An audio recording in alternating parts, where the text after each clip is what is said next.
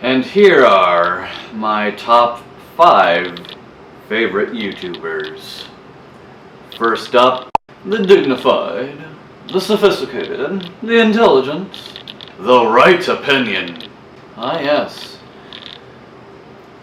It's quite self-explanatory why I divulge myself into his content. It's not so much for the drama, but more so for the intellectual discussions and the briefings that he has about every topic, even though he does cover what's called YouTube drama, or controversial YouTube figures.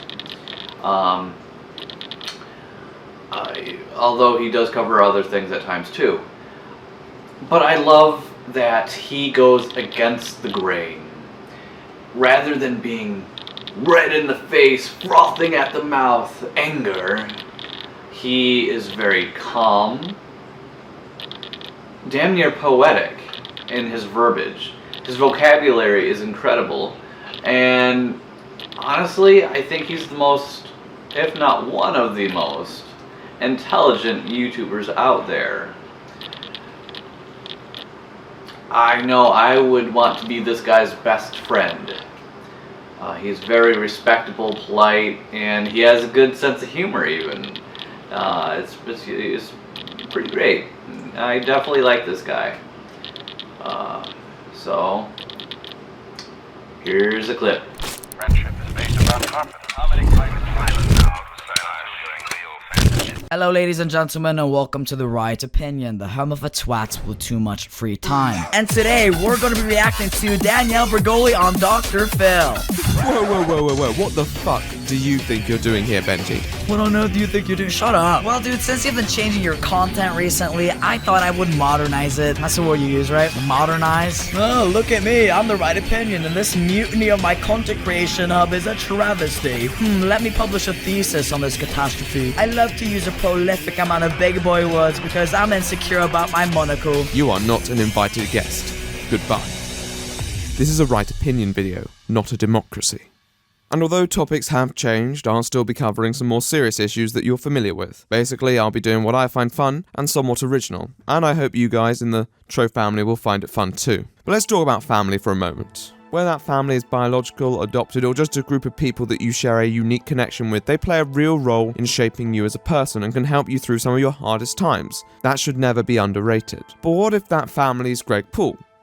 Well, that's the scenario that Jake and Logan find themselves in. It makes sense, he's their biological father, but he's not your normal dad of a YouTuber, the one who stands, hopefully supportively, on the sidelines. He clearly enjoys basking in the spotlight, and on principle there is nothing wrong with that. I'm of the belief that age should not constrain one's capacity, and even if the doorway is via nepotism, they may still have the character, independent from the familial factor, to redeem that. The 54-year-old is a character without a doubt, but he clearly does want to involve himself in his son's lives, and we'll touch on this later. Jake and Logan Paul have established clout within their own rights, but still appear to appreciate the presence of their father. In one event, which I won't be discussing today, Gregory here featured in one of Jake's videos and made out with a fan, and although it's weird and marginally unsettling, it's been ran into the ground by everyone under the sun, and I think people have mostly made their mind up on it. Number 2, Cinema Sins. Cinema Sins is the type of channel where if I want to laugh for a while as I watch an individual just dick on movies for fun and make sarcastic quips and funny little sayings and, you know, statements and things like that in a upbeat, woo-woo kind of way, that's the channel I go to. Not only that, but I get to see the observation of another individual even on movies that I like and would be too biased to really criticize in a particular way that he does. But mind you, this is all in fun mainly, from what I understand.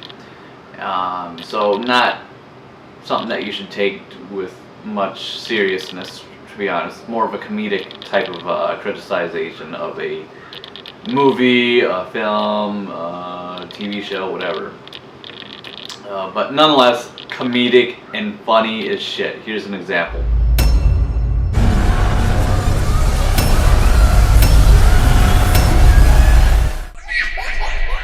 This is not off to a good start with the creepy children laughing and singing cliche. Previously on a very special episode of Growing Pains. Thanks to the reminder movie, but seriously, who needs this title card? Is someone seriously going to fire up the sequel, see these kids sitting around the exact place they were at the end of the previous movie, and be like, when the hell are we? I'm so lost. Saw all of us, but we were older. Luckily, there was this cool but creepy technology to de-age us, though, so we pretty much look the same. Memory. It's a funny thing. Narration over daring. Daration? Also, memory sure is a funny thing in this movie, considering it plays fast and loose with the rules about what the kids do and don't remember. Mike remembers everything because something he's still in Derry. But none of the other adults in Derry remember anything because something the book totally explained this using space turtles and But Meg Ryan called. She wants her wig back. Man, that would be a sick burn if this guy knew who Meg Ryan was. Also, look, this is a tired joke regardless, but also, what the man, Meg Ryan? I don't think so. I'd maybe accept Jenna Elfman. Oh, yes. Yes. Number 3 has become of us. Yes. And it is a thoughty, too. Yes. The dignified and sophisticated intellectual. Thoughty, too. Oh, thoughty, too. Yes, we have yet another intellectual. However, instead of covering YouTubers, YouTube drama, and random politics here and there, this YouTuber, Thoughty Too, just oh Thoughty Too, covers a vast, wide array of topics, from survival stories, which as of today he actually uploaded one that I just got done watching, to space things, to random facts. I mean, he covers so many things topic-wise that you can basically say any topic that he's probably covered it. It's pretty miraculous how much this guy knows and how intellectually capable he is. It's amazing content. No matter what he's covering, you feel smarter as you watch it. Again, this is another individual that I would love to be friends with in the real world. Here's an example clip. Going to start with a tale that might make you feel just a little bit inadequate, especially if you've been spending lockdown eating too much and playing The Sims. But if you can handle that, let's get right to it. Has the world ever seen a human being as well-rounded as Leonardo da Vinci? The bona fide Renaissance man, a self-made polymath, the guy could do it all. From his humble start in life, the illegitimate son of a notary and a peasant, born in a small hamlet in Tuscany, he would go on to achieve excellence as a painter and inventor who contributed to civil engineering, chemistry, geology, geometry, hydrodynamics, mathematics, mechanical engineering, optics, physics, pyrotechnics, and zoology. That's right, Leonardo da Vinci made significant contributions to more fields of study than you have GCSEs. Despite his undoubted genius, da Vinci faced, well, a lot of doubt, in the same way that the Mona Lisa was, for a long time, considered merely a well-regarded painting, rather than one of the most famous and best-loved masterpieces in the world. Da Vinci's grand ideas were met with skepticism. In the 15th and 16th centuries, Da Vinci made sketches for helicopters, diving suits, war machines, and more well before they were ever actually built. In some cases, these wouldn't be built for hundreds of years in the future. He even sketched a self-propelled cart that could easily be the first forerunner of the modern car. Alright, now we have, although I've mentioned this channel time and time again, Nuke's Top 5. Now, if I'm looking for something on the paranormal side, creepy side,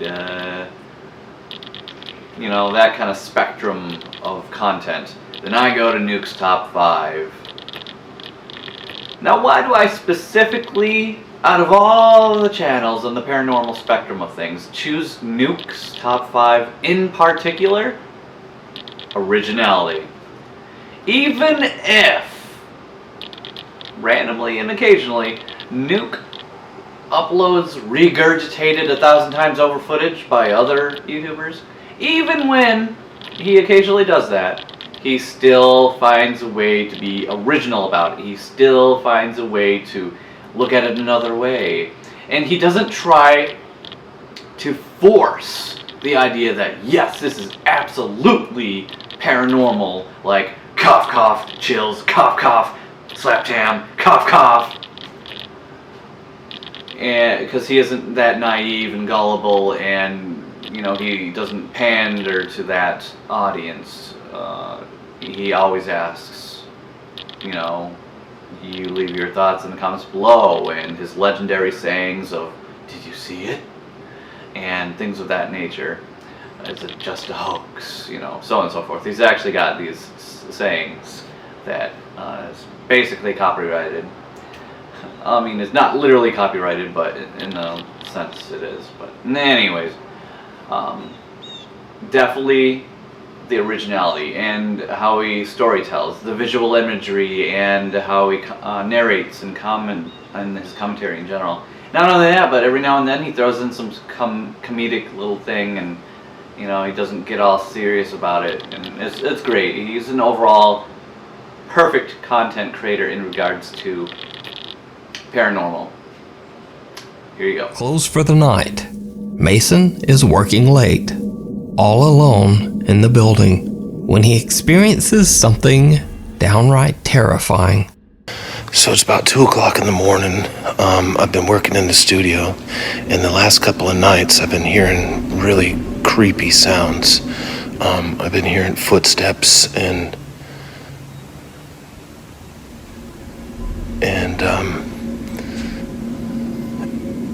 like seeing things out of the corner of my eye. Now this is a really big old building, and so that's got me a little bit freaked out. But the top of it was just a few minutes ago, I was going to the bathroom and I was standing in the stall, and I swear someone grabbed the back of my shoulder while I was standing there, and I freaked out. So if something happens, I want to have it on video. Stealing his nerves, Mason heads back upstairs to check out the area where he had his chilling encounter, filming as he goes. So this is where I was. I was standing right there.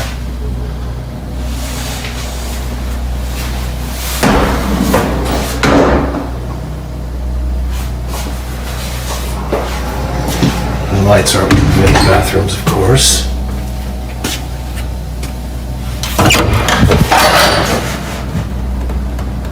Hello?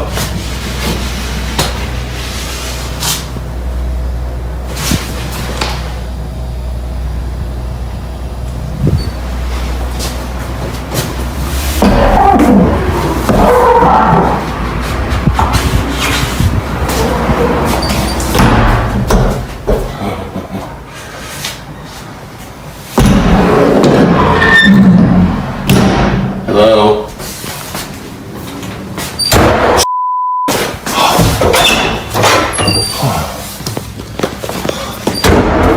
Alright, I think I'm done. I think I've had about enough for today. Did you see it? Mason doesn't notice, but right before he ends the video, a face with glowing eyes can be seen at the end of the hallway, and it seems to be staring directly at him. What makes the footage even creepier is the fact that the face appears 10 to 15 feet above a staircase. No one or nothing could have been standing up there. And you can see how far it is. I think it was looking around this edge, and there's nothing to stand on. Mason Kratz has never caught anything paranormal on camera and is not even a believer in the supernatural. But this experience just might have changed his mind. Alright, and for the last one, while we stay in the realm of paranormal, creepy, true crime type genre here, I move on to Nexpo. This individual is more of a storyteller, not in the same way that Nuke is, but more in the sense that he goes beyond just narration, show video, show visual imagery. He'll actually go out and, face, selfie style talk and do almost damn near professional videography that you would expect out of, say, a movie with his friends and such. And he beautifully tells the story with which he is covering in such an amazing way that even if it is a 40+ minute video, you are just in it. You are all for it. You're just like, I can't get enough of it. What's he gonna say next? What's the next thing gonna happen? That kind of thing. It's truly one of those rare situations where you can truly invest yourself into what he is covering, by everything from the theatrics to the voice to the music to the sound effects to the visual imagery to the everything. Like he does it absolutely spot on. Here you go.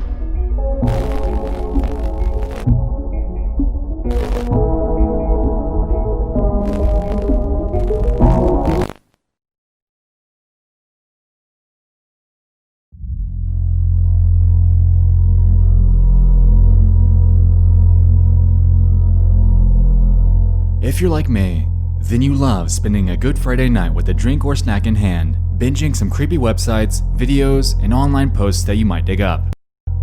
While we know damn well that these will creep us out and or keep us up all night, there's something about it that's so incredibly captivating that we endlessly subject ourselves to this spooky torture. Welcome back to Disturbing Things from Around the Internet, your one-stop shop for bite-sized and unnerving finds that I've stumbled upon in the last few months. We're on episode 9 now, so if you're craving some more content after this, go check out the playlist on my channel for the 8 other videos from this series to endure. It's time, on this October night, to dive into 5 more hand-picked and disturbing things from around the internet. Alright, and that covers my top 5 favorite YouTubers. And meaning these are YouTubers that I cannot get enough of, and I will watch every new video that they come out with every time. So until next time.